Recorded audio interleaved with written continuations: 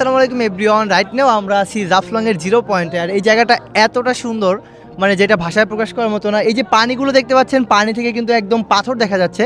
পাশাপাশি আমার এই পুরো সাইডটা হচ্ছে ইন্ডিয়া, এবং এই যে কিছু কিছু মানুষজন, এই যে দুজন কাপল আছে, এরা হয়তো বা ইন্ডিয়ান হবে।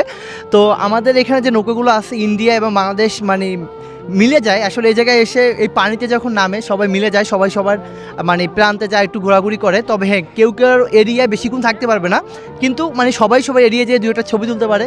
জিনিসটা অনেক বেশি এনজয়ের। আমাদের এই পাশটা যে দেখতে পাচ্ছেন, দুটোটা প্রান্তই হচ্ছে ইন্ডিয়ান, এর মাঝখানে আছি আমরা এখন বর্তমানে।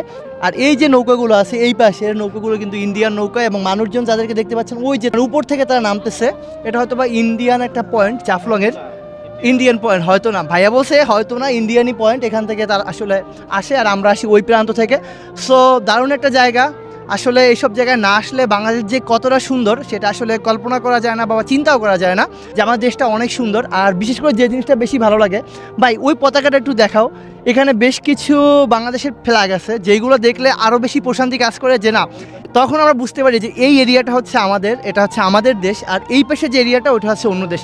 তো সব কিছু মিলিয়ে আলহামদুলিল্লাহ খুবই সুন্দর জায়গা, আপনারা ঘুরতে আসতে পারেন জাফলং জিরো পয়েন্টে।